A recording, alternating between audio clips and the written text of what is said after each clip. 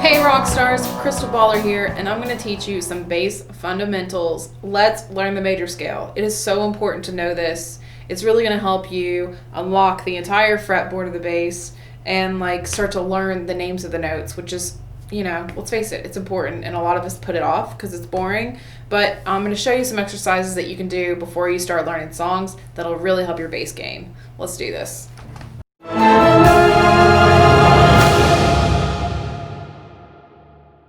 So the first thing we're going to do is we're going to go to the 3rd fret of the E string, okay? And you're going to put your middle finger on the 3rd fret, and then your pinky is going to go to the 5th fret of the E string. So it has to be your pinky because this is going to help us perfect our technique and our hand strength. So middle finger to 3, pinky to 5, pointer to 2 on A, middle to 3 on A, pinky to 5 on A, pointer to 2 on D,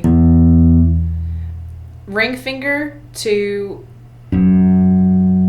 that one, 4 on D, then we go to 5 on D. All right, so the whole thing forwards is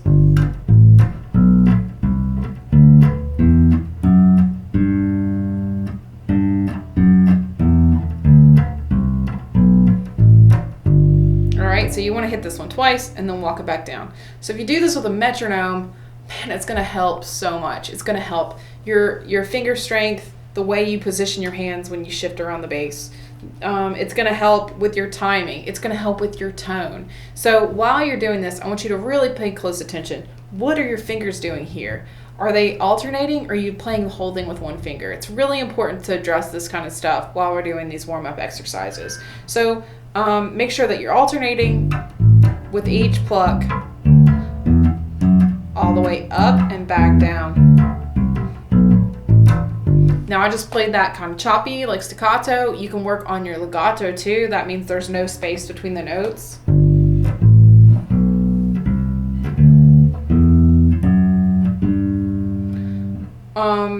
You can work on getting soft and going louder.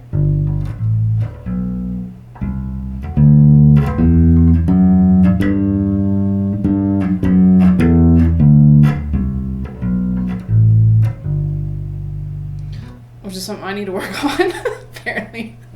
But, all right, so that is the main technique. What I want you to do is I want you to get your metronome, and that's just an app on your phone, or you can buy one like this. Grab it. This is a loud little fucker. Some of them are digital. I like this one that I can turn the knob. But you're going to set the metronome to really something slow at first. And then play along.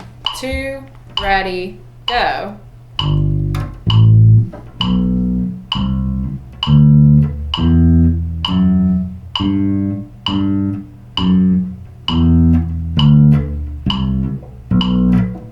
Now we were in G, okay?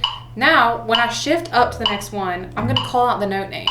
Okay, so we were in G major. Now we're going to go to G sharp, or you can call it A flat too. So we go A flat. Tripping up there.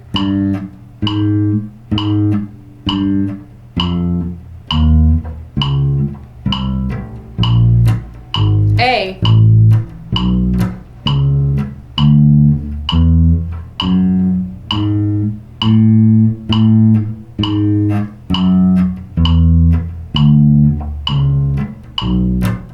B flat.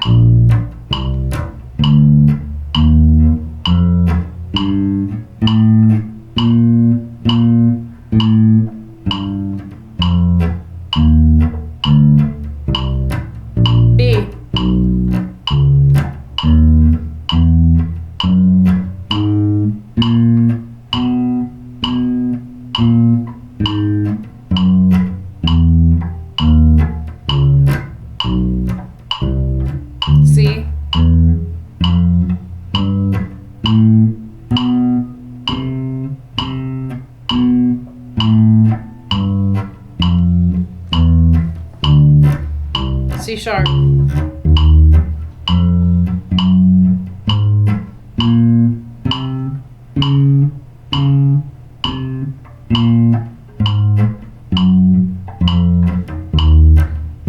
D.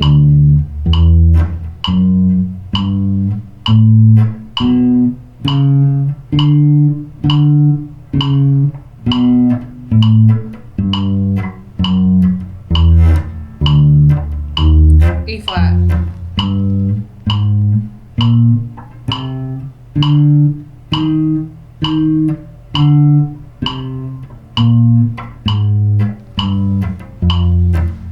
E.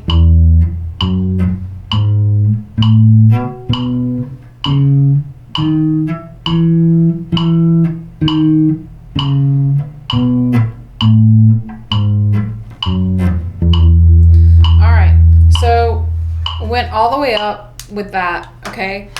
Now that's the E string. So it's really easy if you just call it out and you start to learn the notes. And then when you move up to the A string, you can do the same thing. Just start with C. I mean, you can start with B too, but you go B, C, C sharp, D, and you call them out as you go and start to get really familiar with the strings and what they're doing. And another cool thing is, like, if you do this enough, and I know it's kind of like a lot at first to try to think of, oh, okay, the note names and the positions and everything. But if you do this as a warm-up, then you start to notice commonalities between the major chord cycles. And so if you're in a song, and I mean, even if you don't even know what key it's in, and you're just using your ear to figure out where to go, you can like play notes in these blocks, but then you can kind of dance between keys using notes that they have in common. So for example, C and C sharp, when you play them together, they sound fucking awful, okay? Ugh. But when you play the C major scale and you play C sharp, you start to notice, oh, C sharp has this note in common. This is their commonality. They have one note in common out of the whole shit, one. So you start to pick out these little things, and then you're like, oh, look at G. G has like almost everything in common with C. There's like one note different. So you start to see relationships between major keys, and it's kind of like an eye-opening thing. Now, this isn't the only way to play major scale, because we have like the musical alphabet repeating and over and over on the neck of the bass. But this is just the first position that I'd like you to learn. So I hope this was helpful. Let me know your results. I'd love to see your practice videos and stuff. Hit me up. All right, peace, y'all.